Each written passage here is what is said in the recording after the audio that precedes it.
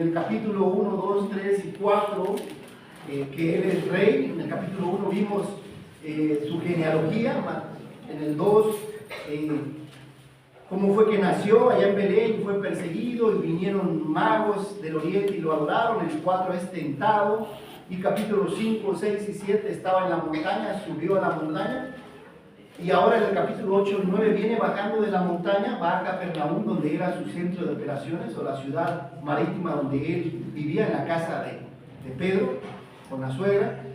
Y vemos ahí que en el capítulo 8 y 9 él ahora va sanando.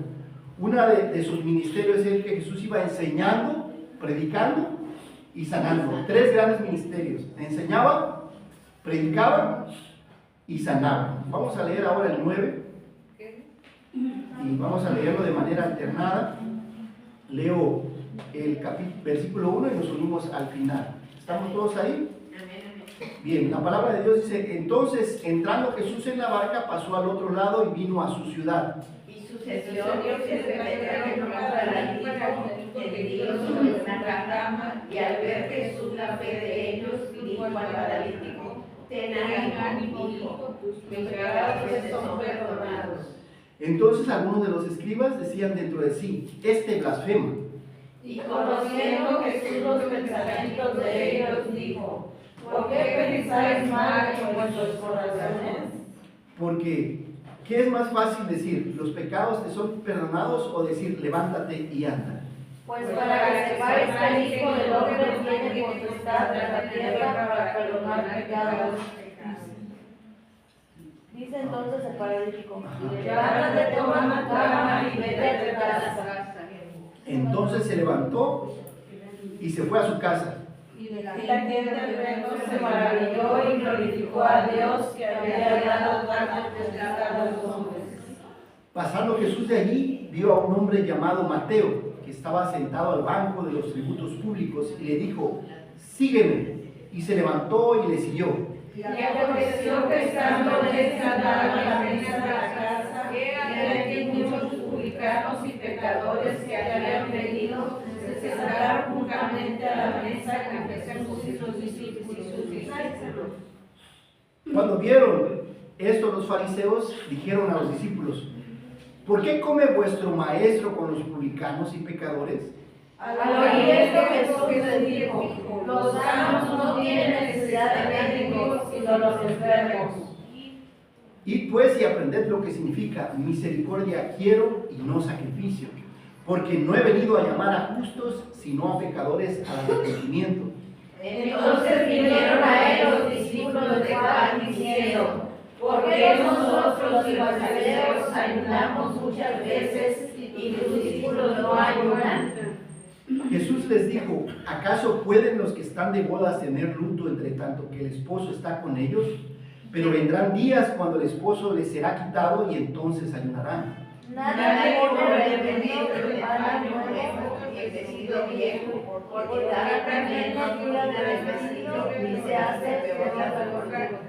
Ni echan vino nuevo en odres viejos, de otra manera los odres se rompen y el vino se derrama, y los odres se pierden. Pero echan el vino nuevo en odres nuevos, y lo uno y lo otro se conservan juntamente.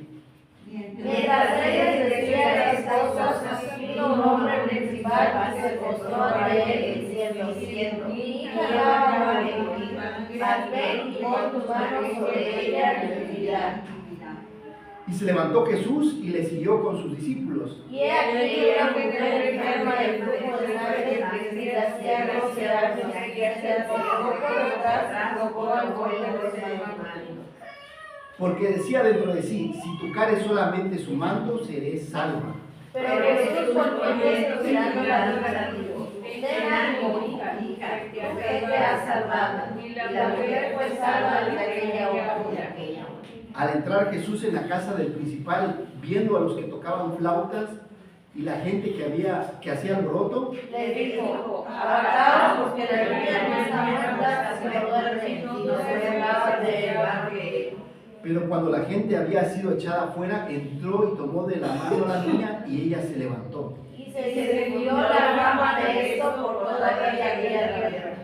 Pasando Jesús de allí, le siguieron 2 ciegos, dando voces y diciendo: ten misericordia de nosotros, hijo de David.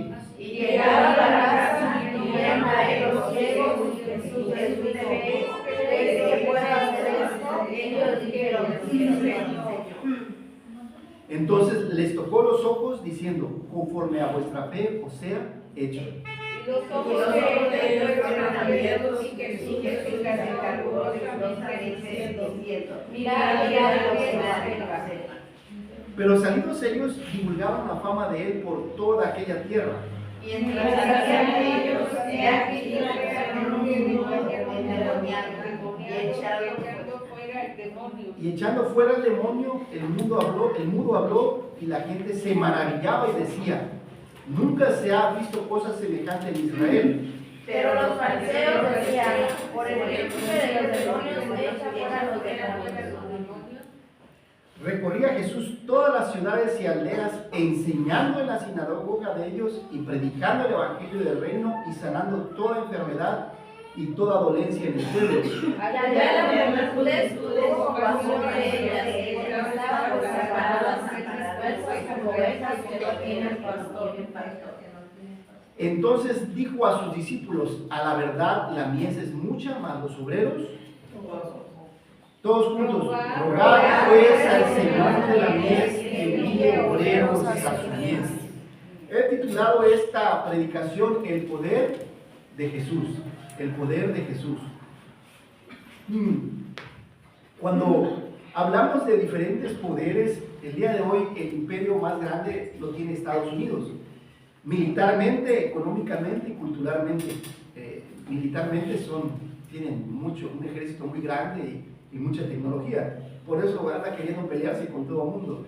Económicamente, por ahí China y Rusia vienen atrás, pero todavía no lo han superado. Y culturalmente, la música en inglés, las películas y series, la gran cultura se ha permeado de Estados Unidos a todos los diferentes países del mundo.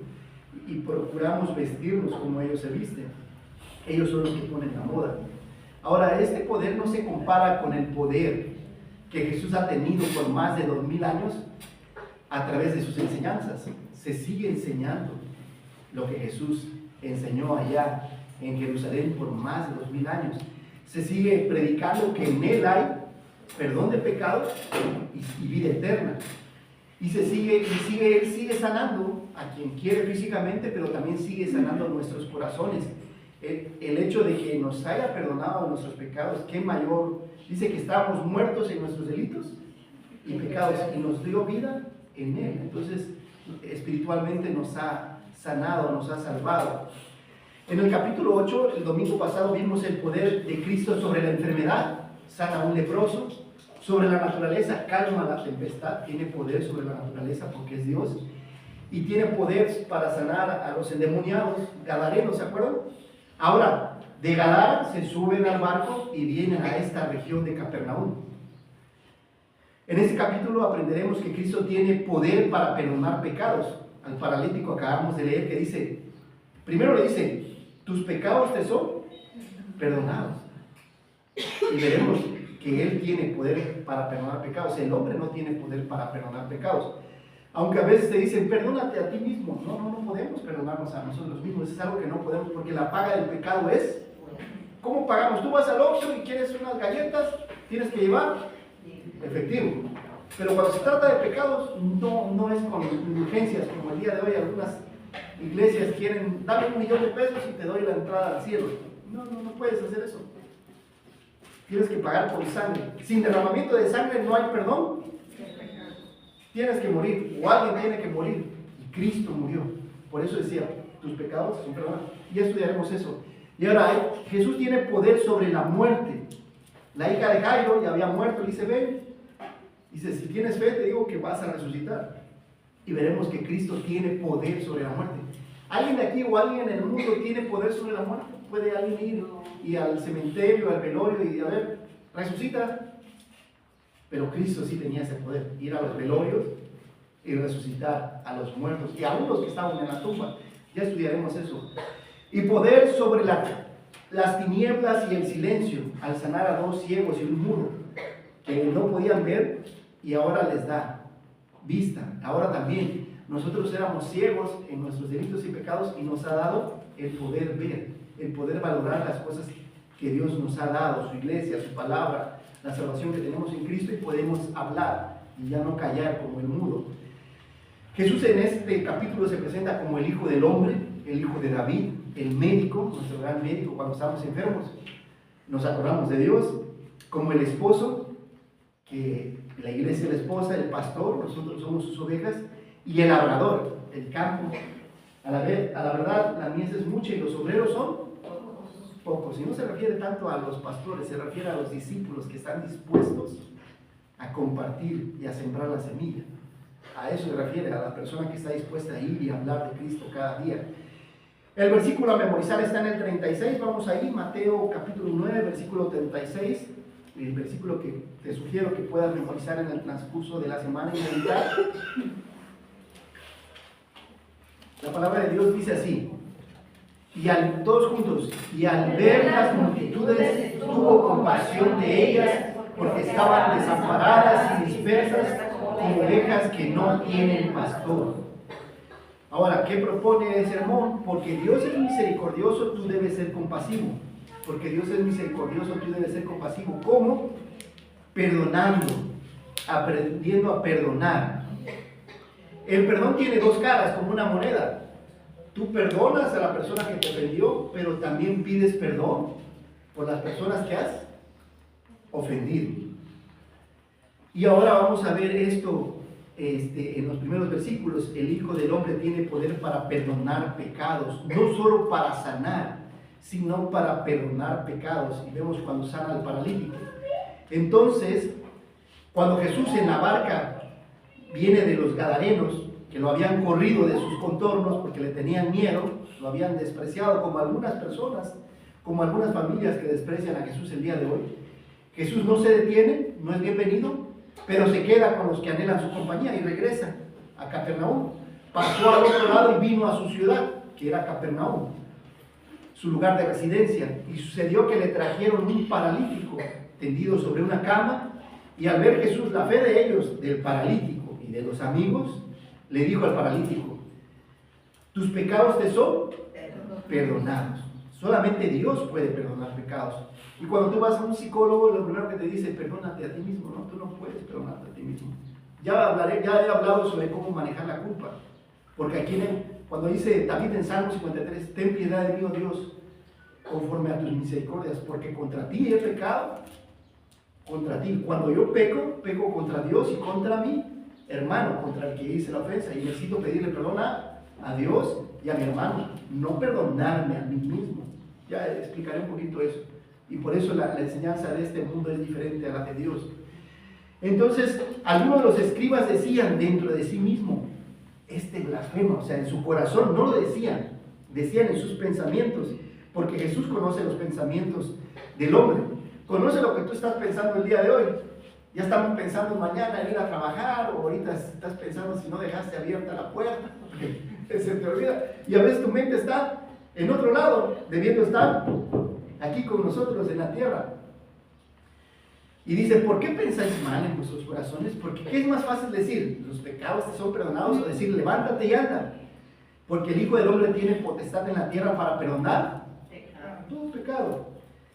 Y le dice al paralítico: levanta, toma tu lecho y vete a tu casa. Y agradece a la gente que pues, te ha estado cuidando, ¿no? ¿Por qué a tu casa? ¿Por qué no a dar testimonio? Porque en la casa te han estado cuidando y han sido pacientes contigo, y a quien tienes que ser agradecidos es con tu familia. Y se fue a su casa, y al verlo la gente se maravilló y glorificó a Dios, que Dios había dado autoridad y poder a los hombres. ¿Y por qué le había dado esa autoridad a Dios? Porque Él es el Hijo del Hombre. ¿Qué significa? Que Él es el hijo de Adán en la carne, pero también es el Hijo de Dios. Y tiene el poder y la autoridad para sanar toda enfermedad, pero también para perdonar pecados. Ahora, ¿cómo podemos poner en práctica esto del perdón en nuestras vidas? Es hacer una lista y pedir a Dios: Señor, ¿a quién he ofendido? ¿A quién debo pedir perdón? Tal vez a tu pareja, tal vez a tus hijos, has sido abusivo, tal vez a tu papá, a tu mamá. Y a veces resulta que pasan años y no perdonamos. ¿Tienes por ahí una persona que no quieres perdonar? a tu mamá, a tu papá por algo que hicieron o te dijeron. Y entonces Dios en este momento dice, perdona, porque yo te he perdonado. Entonces primero ir y pedir perdón a quien yo he ofendido y perdonar, ¿no? Una moneda de dos caras. Pido perdón a quien he ofendido y perdono a quien me ha ofendido. Es algo que debemos hacer y es sano estar constantemente depurando y no estar cargando, porque son cosas que lastiman el corazón. Ahora, ¿por qué solo Dios puede perdonar pecados? Porque el pecado es una transgresión directa contra su ley y su naturaleza santa. Nosotros somos pecadores y Él es santo. Como creador y juez supremo, Él posee la autoridad exclusiva para perdonar los pecados, ya que todo pecado es una ofensa contra Él. Jesús demostró tener este poder divino al sanar al paralítico. Solamente Dios puede perdonar pecados. Y ahora, ¿por qué Cristo podía perdonar pecados? Porque Cristo es Dios y Cristo puede perdonar pecados.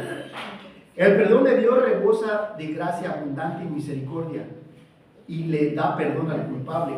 Aunque el perdón de Dios no necesariamente libera al ofensor de las consecuencias físicas o materiales de su pecado.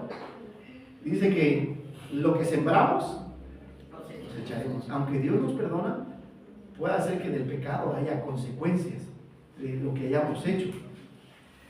Necesitamos entender el perdón que Dios nos ha dado por medio de Cristo para que practiquemos el perdón bíblico y aceptemos el perdón gratuito de Dios hacia nosotros, siguiendo su ejemplo de agotar perdón a los demás. ¿Por qué solo Dios puede perdonar pecados? Porque es la naturaleza de Dios. Porque solamente Él tiene el poder sobre el pecado.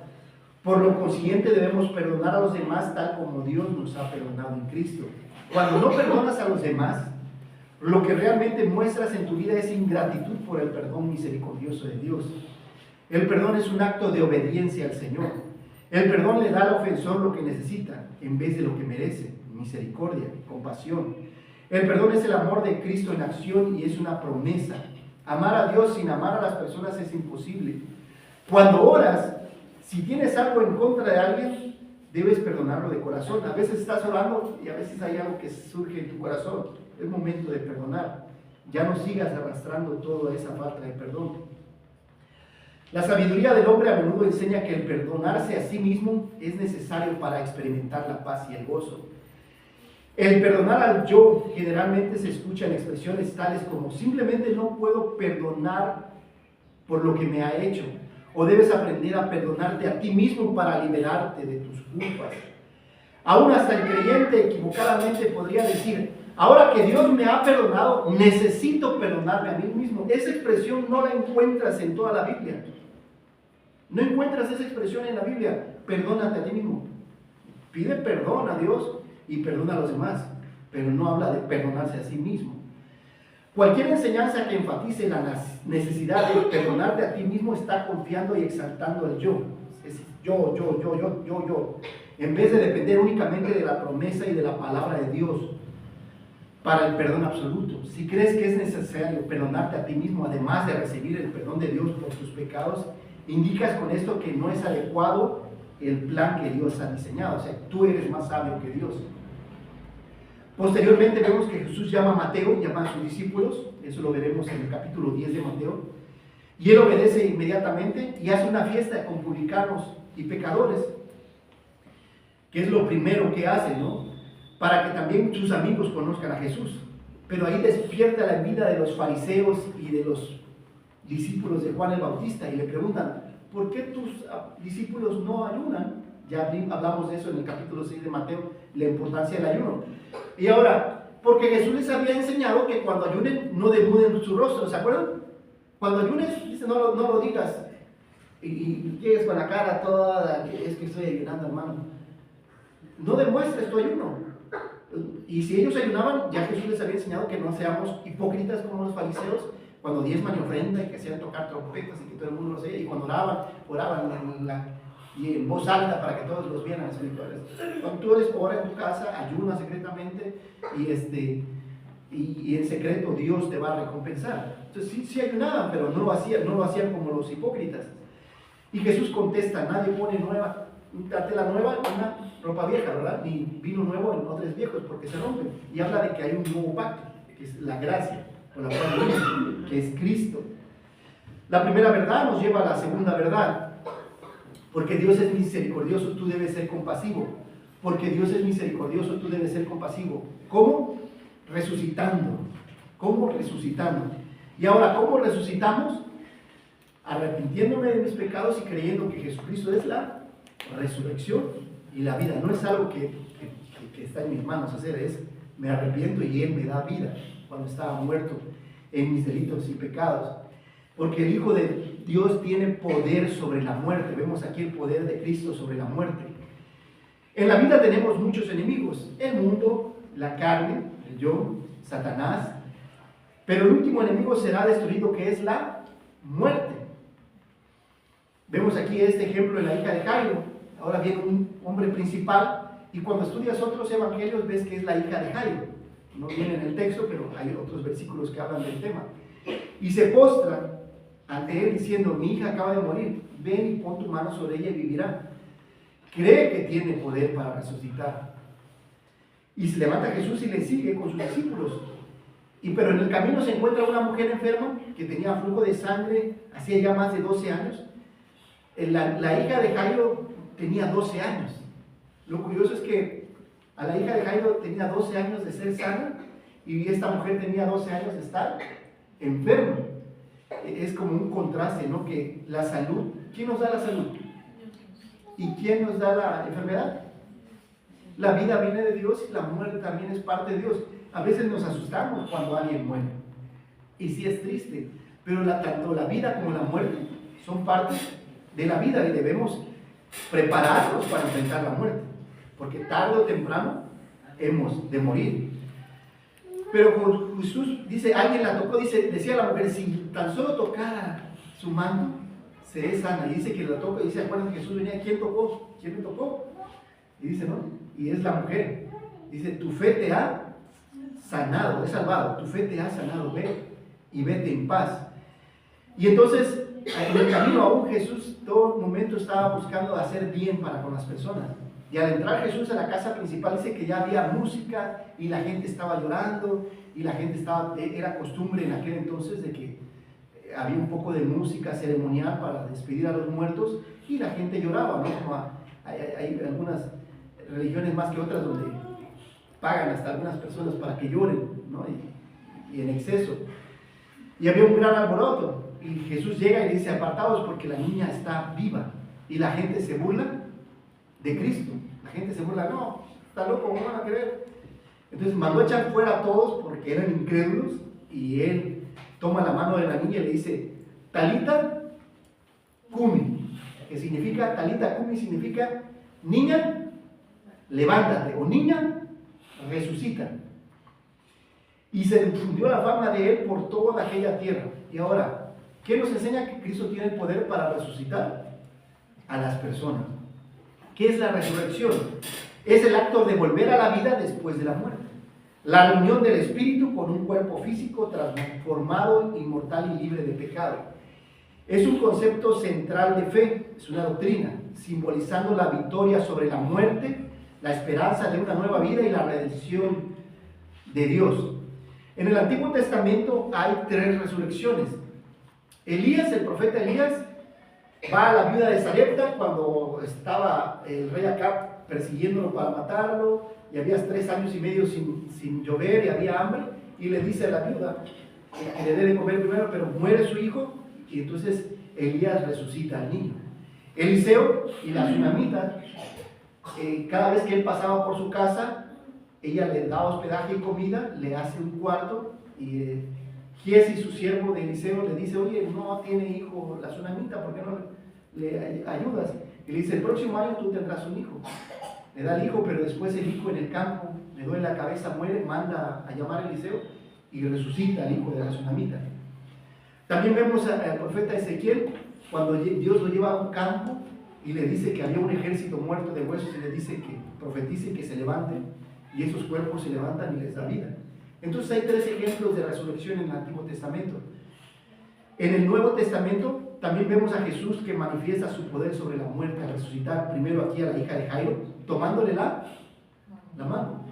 En otra ocasión, cuando él andaba en las ciudades y en las aldeas, se encuentra un velorio y encuentra al hijo de la viuda de Naín, que está un poquito más lejos, más hacia el norte de Capernaum, en una ciudad marítima, y encuentra el féretro y simplemente toca el ataúd, así es el féretro, ¿no? O la caja del muerto, y el joven se levanta y resucita. Y vemos también otra resurrección de Jesús, tres resurrecciones, la hija de Jairo, al hijo de la viuda de Naín, y a Lázaro, cuando le dice nada más con la voz, Lázaro, sal fuera. Porque si él hubiera dicho a los muertos, levántense, se levantan todos. Pero tiene que decirle a Lázaro, sal fuera, y se levanta y sale caminando. Esas tres resurrecciones anunciaban la resurrección de Cristo. Estaba preparando a sus discípulos para que Cristo resucitara. En el Nuevo Testamento los apóstoles también tienen poder sobre la muerte. Pedro y Pablo realizaron milagros de resurrección. Pablo resucitó a Eutico, un joven que murió al caer del tercer piso, ¿se acuerdan? Que había estado toda la noche predicando Pablo, así como algunos que se quieren dormir acá, no se vayan a caer, y voy a tener que resucitar. Entonces, Pablo resucitó a Eutico porque se durmió, debió de haber estado despierto, debió ir una taza de café y escuchar a Pablo, pero bueno, entiendo la jornada de la semana. Pero tras la muerte de Dorcas, que era una fiel discípula de Cristo, conocida por sus buenas obras, él oró y la llamó a la vida, logrando que se sentara y recuperara igual la vida. Entonces, Jesús enseña dos grandes resurrecciones futuras. En el futuro faltan dos resurrecciones. Cuando Él resucita, es la primicia. Cuando Cristo resucita, me gustaría ir a Mateo 27:50. Hago poco esto, pero creo que es muy importante. Vamos a Mateo 27:50 y acompáñame ahí. Y si puedes subrayarlo con el lapicero, porque la Biblia, yo sé que muchos no quieren ni tocarla, pero yo prefiero que la toquen y la subrayen y memoricen. Y si tienen que desbaratarla para estudiarla, está bien. Compramos otra o le regalamos otra. Mateo 27:50 y subrayamos ahí. Jesús es la primicia.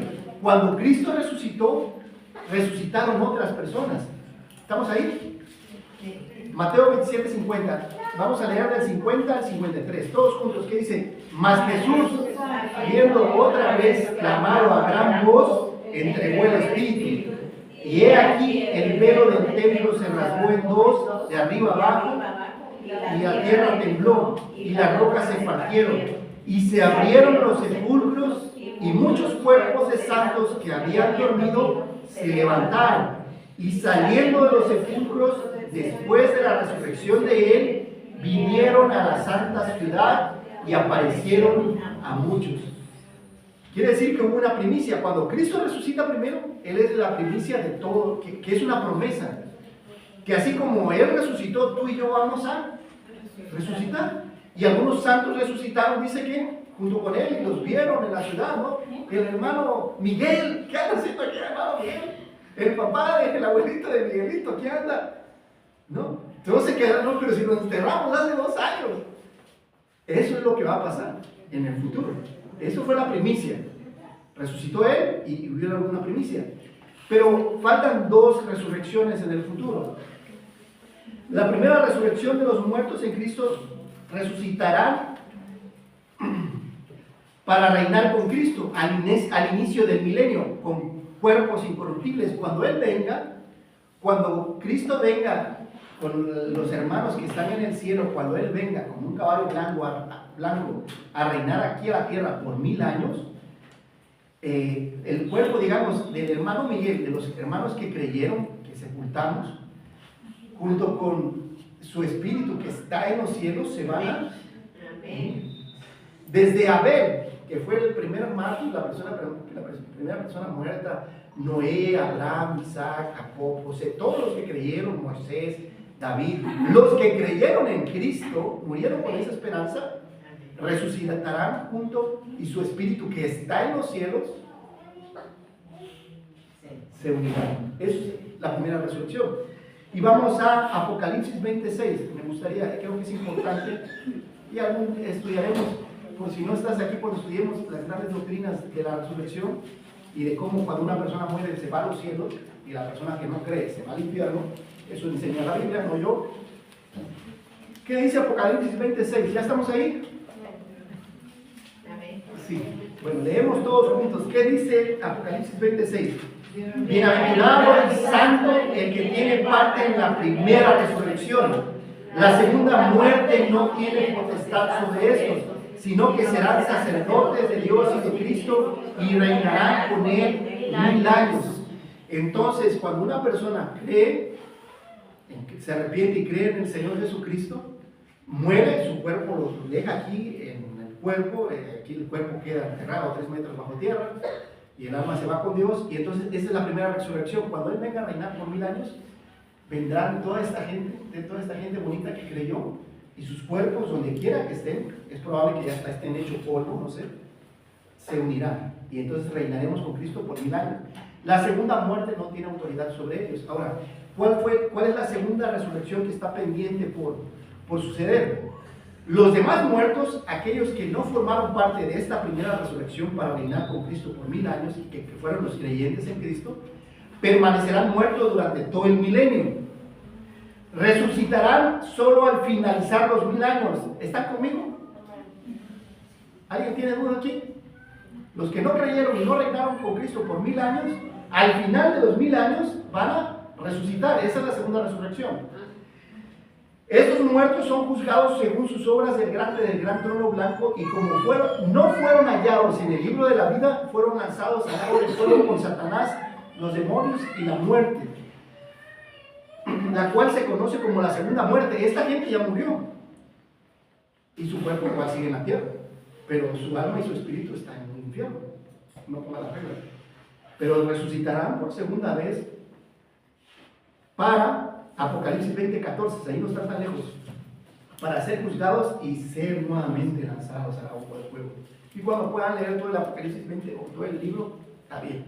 Apocalipsis 20:14, ¿qué dice? Todos juntos: y la muerte y el Hades fueron lanzados al agua del fuego. Esta es la muerte segunda. Y el que no se halló inscrito en el libro de la vida fue lanzado. ¿Quién es el libro de la vida? Cristo es el libro de la vida. Todo aquel que se arrepiente y cree, Dios tiene un librito por allá donde dice: Cristo es la vida, la resurrección y la vida. Aquí está Julio, aquí está Fabi, aquí está Salvador, aquí está y bueno, no vamos a decir el nombre de todos, los que se arrepintieron y creyeron. Pero el que no se arrepiente y no se cree, no es hallado en el libro de la vida. Y los que resucitaron en la primera, dice que la segunda muerte no tiene efecto sobre ellos. Entonces yo te animo. Jesús le dijo a Marta cuando resucitó a su hermano Lázaro: yo soy la resurrección. En él está la resurrección. Cristo, solamente Cristo salva. ¿Sabes de alguna persona que haya resucitado recientemente? No, ¿verdad?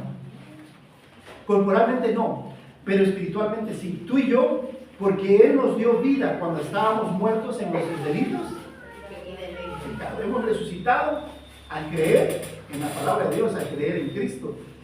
Toda persona que tiene un porqué para vivir puede soportar casi cualquier cosa, cualquier circunstancia de la vida. Un día resucitaremos al lado de Dios y todo problema dejará de existir. Hoy celebramos la vida, celebramos 3 años de Miguelito, ¿verdad? Porque Dios le ha permitido cumplir un año más de vida. Y cada año agradecemos a Dios por la vida. Pero tenemos que preparar a nuestros hijos para la muerte. Y ese camino es Cristo. Cristo es el camino, la verdad. Y la mejor inversión que puedes hacer para que tus hijos conozcan es la palabra de Dios y que conozcan a Cristo. Sé que nos preocupamos a veces por los estudios, por la comida, por la ropa, por el futuro, pero hay una eternidad con Dios en los cielos o una eternidad lejos de Dios. Hoy predicamos que Cristo resucitó de los muertos. Los saduceos enseñaban que no hay resurrección de los muertos, una de las facciones de los que seguían a Jesús. Porque si no hay resurrección de los muertos, tampoco Cristo resucitó. Y si Cristo no resucitó, vana entonces es mi predicación, vana es también nuestra fe. Y somos hallados falsos testigos de Dios, porque hemos testificado de que Él resucitó, el cual no resucitó. Si en verdad los muertos no resucitan, aún estamos en nuestros delitos, porque al resucitar Cristo perdonó nuestros pecados. Mas ahora Cristo ha resucitado de los muertos, primicias de los que durmieron es hecho. Porque cuando la muerte entró por un hombre, que es Adán, también la resurrección entró por medio de Cristo. Porque así en Adán todos mueren, también en Cristo todos serán vivificados, pero cada uno en su debido orden. Primero las primicias, vimos que Cristo y los primeros que resucitaron, ¿de acuerdo?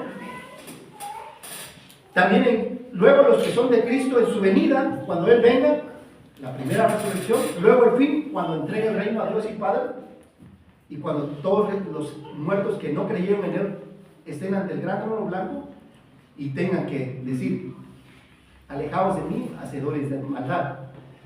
Y entonces el postrer enemigo, el único enemigo será destruido, será la muerte. Cristo tiene poder sobre la muerte. Y hemos de ver a nuestros familiares, a nuestros hermanos en la fe, si se arrepintieron de creer, lo hemos de volver a ver. Hemos de platicar en el cielo con Abel, con Moisés, con todos ellos, sí, hemos de platicar con todos los que creyeron. Así que ya es una decisión propia, me arrepiento y creo. La segunda verdad nos lleva a la tercera verdad: porque Dios es misericordioso, tú debes ser compasivo. Porque Dios es misericordioso, tú debes ser compasivo. ¿Cómo? Siendo la luz y la voz de Dios. Siendo la luz y la voz de Dios. El Hijo de David tiene poder sobre las tinieblas y el silencio y sobre el mudo y el ciego. Pasando de ahí, dice, lo siguieron dos ciegos. Estos dos ciegos daban voz y decían: ten misericordia de nosotros, hijo de David. Y llegando a la casa de Pedro, donde era su base de operación, vinieron a él los ciegos, y Jesús le dijo: ¿creéis que puedo hacer esto? ¿Qué significa? ¿Crees tú que yo soy el Mesías? ¿Crees tú que yo soy el Salvador? ¿Crees que yo soy Dios? Y ellos dijeron: sí, Señor. Al decir palabra Señor, no se lo decía, no como ahí, Señor, ¿cómo está? Esa palabra la usamos nosotros, doña. La palabra Señor solamente es para Dios. Sí, Señor, creo que tú eres Dios y tienes el poder. Entonces le tocó los ojos diciendo: conforme a vuestra fe os sea hecho. Y fueron abiertos y les encargó rigurosamente que nadie... ¿Y qué fue lo que primero que hicieron? Y es que somos contrarios, pues, o sea, la psicología inversa. Cuando te dicen que no hagas algo, ¿qué hace el niño? Miguelito, no juegues. ¿Y qué es lo primero que hace? Quiere jugar, ¿verdad? Hijo, no te juntes con malas compañías. ¿Y qué es lo primero que hace? Hija, ese muchacho no te conviene. ¿Y qué es lo primero que hace? No. Jesús sanó en su ministerio a 6 ciegos según las Escrituras. A 6 ciegos. El profeta Isaías nos advierte en el Antiguo Testamento que los falsos profetas tienen ojos pero no ven, boca pero no hablan la palabra de Dios. Jesús nos advierte de los falsos pastores que son ciegos guías. Primero habla de los fariseos: no los sigas porque son ciegos. Y también hay falsas doctrinas en el mundo: no sigas a esa gente porque son ciegos guiando a otros ciegos y ambos se van a caer porque no ven la palabra de Dios, no la conocen. Pablo nos exhorta: el Dios de este siglo cegó el entendimiento de los incrédulos para que no le resplandezca la luz del Evangelio de la gloria de Cristo, el cual es la imagen de Dios, el cual es Dios. Satanás ha cegado la vista de las personas y los tiene ocupados con las diversiones, con el fútbol, con el trabajo, con otras cosas, de tal manera que no vean lo que es verdaderamente importante y eterno. Y no que no sea importante eso, pero esto es aún más importante. Tú y yo estamos llamados para ser la luz del mundo, para ayudar a las personas que vean por medio del Evangelio. El milagro más grande hoy en día es dar luz a una persona. Sí es cierto, ya no vemos tantos milagros, paralíticos, leprosos, tempestades, pero cuando tú compartes el Evangelio y esa persona viene a Cristo y que estaba muerto en sus delitos y pecados, eso es un gran milagro. Que después de andar en tinieblas, ahora anda en luz. ¿Cómo ayudamos a las personas para que la luz del Evangelio les resplandezca? Por medio de nuestras buenas obras, por nuestro testimonio, para que ellos puedan ver a Jesús en tu vida. El milagro final en este capítulo tuvo que ver con un demonio rompiendo la voz del silencio. Mientras salían ellos, he aquí, le trajeron a un mudo endemoniado, y echando fuera el demonio, el mudo habló. Y la gente se maravillaba y decía: nunca se ha visto cosa semejante en Israel y en el mundo. Cuando tú estudias la historia en el mundo, ¿se sabe de alguien que hiciera eso, de algún líder religioso? Mahatma Gandhi, por ejemplo, de Buda, de Mahoma? ¿Se sabe que ha hecho estos milagros, estas buenas obras? Es por medio de nuestras buenas obras. Jesús se la pasó haciendo buenas obras. Muchos de esa gente creyó en él y le siguió, y mucha gente se olvidó y agarró camino. Cuando tenemos una necesidad, una enfermedad, un problema, nos acordamos de Dios. Y de la policía, Señor, échame la mano, ayúdame. Pero cuando pasa toda la necesidad, la enfermedad, el problema, nos olvidamos de Dios. Igual que esas personas, en nada somos diferentes a esta gente. Utilicemos nuestras conversaciones, el poder hablar. Y ahora, mucho tiempo se creía que el mudo, el Señor nos llamó por medio de los sordomudos, pensaban que el ser mudo, por ese texto, que era un demonio, que la gente cuando era muda, que no podía hablar, era debido a que tenía un demonio, y entonces se satanizaba y la gente la tenía ya en un cuartito escondida y veían a la persona como endemoniada, siendo que no está endemoniada. Simplemente la persona no escucha. No es que no puedan hablar, es que no pueden escuchar. Y he visto, digamos, a diferentes sordos que no escuchan, pero como sus padres y tuvieron maestros que les enseñaron a vocalizar A, E, I, O, U, he escuchado a gente predicando y no puede escuchar. Pero como su papá y su mamá les enseñó a cómo aprender, porque nunca han escuchado, entonces no saben emitir. Ellos pueden hablar, pueden gritar, y que no, su forma de predicar y hablar no es como la nuestra, pero entiendes que es una persona que no puede escuchar y que puede leer y que puede hablar. Entonces un sordo no es una persona que esté endemoniada, que quede claro. Es una persona que tiene una deficiencia física, que no puede escuchar. Ahora, ¿qué debemos hacer? Si podemos hablar, utilicemos nuestras conversaciones cotidianas para que puedan ver la salvación en Cristo. El próximo domingo celebramos el Día del Amigo. Invita a tu mejor amigo. Esforcémonos por imitar el amor de Dios por las personas, poner las necesidades de otros antes que la nuestra. No te niegues a ayudar a tu prójimo cuando está en tu mano hacerlo. Escucha activamente y muestra interés en la vida de otras personas. Cuenta tu propia historia de cómo Dios te ha cambiado. Pídele a Dios específicamente por la salvación de otras personas. En oración te pido por la salvación de mi papá, de mi mamá, de mi esposo, de mi esposa, de mi hijo, de mi vecino. Eso es correcto. Pero los fariseos decían, por el príncipe de los demonios, echa fuera estos demonios. Y sabiendo Jesús el pensamiento de ellos, les dijo, si en una ciudad se pelean entre ellos, el país quedaría, una guerra civil quedaría destruido. Entonces igual Satanás, si yo estoy peleando contra Satanás y está haciendo los milagros, sería destruido el reino. Y ahora dice, si yo hago esos milagros por Satanás, ¿por qué ustedes son de Dios? Entre comillas, dice, ¿por qué ustedes no pueden hacer los milagros que yo hago? Porque ustedes no son, le está diciendo, porque ustedes no son de Dios. Ustedes son hijos de Satanás. Nos estaba cacheteando. Y dice, y ahora, dice, si no, esto el poder dice que el reino de Dios se ha acercado. Y entonces le dice a los discípulos, si al padre de familia le dijeron que es Satanás, ¿qué esperan que digan de sus discípulos o de sus hijos? Van a hablar mal de nosotros, hermanos. Si de Jesús decían que él era Satanás y tenía demonio, van a hablar mal de la iglesia, mucha gente, la envidia, van a procurar hablar mal de nuestra iglesia, en nuestro trabajo, nuestros vecinos, siempre y cuando estés actuando como un cristiano, porque a veces también el cristiano actúa como un mundano. Y ahora, ¿qué hace Jesús? Dice que recorría la ciudad y las aldeas de todos ellos, enseñando en la sinagoga de ellos para dar testimonio a los judíos, predicando el evangelio del reino y sanando toda enfermedad y toda dolencia. Jesús recorría más o menos 30 kilómetros diarios. Él se la pasaba caminando y haciendo muchas buenas obras, enseñando, predicando y sanando. En el próximo capítulo, en el 10, los discípulos estarían participando en el ministerio de predicación, enseñanza y sanación. La iglesia hoy en día enseñamos por medio de la palabra de Dios, predicamos que en Cristo hay salvación. Y el ministerio de la sanidad, Dios sigue sanando a las personas como le place. Hemos visto personas que han estado en cama, en un hospital, y Dios la ha restaurado. Pero hay personas que Dios ha decidido llevárselas. Ahora, ¿cómo involucramos a la iglesia en el don de la sanidad? Como el buen samaritano. se interesó en el hombre herido, ¿se acuerdan? Un hombre descendía de Jerusalén a Jericó y unos ladrones lo despojaron, lo hirieron y se fueron. De ahí pasa primero un sacerdote que debía haberlo ayudado y no lo hizo, pasa un levita, no lo ayudó, pero viene un buen samaritano, se acerca primero a él y es lo que Dios quiere que hagamos. Queremos ayudar y dar sanación a las personas y salvación, acércate a las personas. Y viéndole fue movido a misericordia, tuvo compasión y vendó sus heridas, y echándole aceite, vino, y todo eso era costoso, poniéndolo en su cabalgata, lo llevó al mesón y cuidó de él.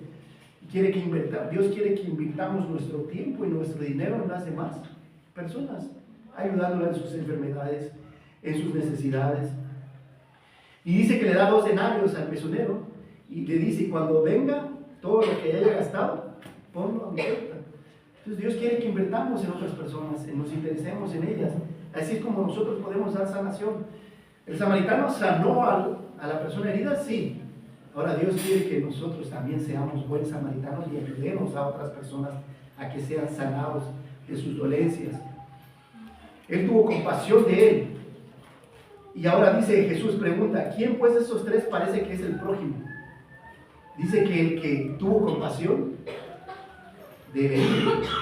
Y Jesús le dice a ese escriba, ve y haz tú lo mismo. ¿Y qué nos pide a nosotros? Ve y haz tú lo mismo. Invierte tu tiempo en las personas. Dedica un tiempo para consolarlas, para escucharlas, para atenderlas, para amarlas, para orar por ellas. Porque la verdad la mies es mucha, mas los obreros son pocos. Y habla de los discípulos. La verdad los discípulos son pocos y el trabajo es mucho. Muchas personas que no conocen al Señor. Rogar pues al Señor de la mies que envíe obreros. En oración, rogar, implorar, Señor, manda más discípulos. Que sean obedientes y tengan compasión y presenten el Evangelio. ¿Qué es la compasión? Es comprender el dolor ajeno y hacer algo. No nomás es comprenderlo, es hacer algo. Aliviarlo, reducir o eliminar el sufrimiento del prójimo, como el buen samaritano. Cristo enseñó, predicó, sanó y sanó todo dolor humano. Acuérdense que en ese entonces, en el tiempo de Jesús, Jesús erradicó toda enfermedad. No había enfermos en toda esa región. Y ahorita vas al hospital, ¿y cómo están los hospitales? Llenos de personas enfermas. Pero también está la enfermedad del alma. La mayor enfermedad que una persona puede tener ahorita, algunos malitos de la gripa, que andan buqueando y todos andamos igual. Viene el calor y el estómago. Pero la mayor enfermedad que una persona puede tener es su pecado. Y eso no lo va a curar el doctor ni un medicamento, solamente Cristo. Arrepintiéndote y creer que Cristo puede sanarte de toda enfermedad y de todo pecado. Busca intencionalmente esta semana ayudar a alguien. La verdadera compasión bíblica te impulsa a actuar para ayudar a desvalidos, necesitados, sufrientes, yendo más allá de la simple lástima. Significa ponerme en el lugar del otro para entender su carga y aliviarla.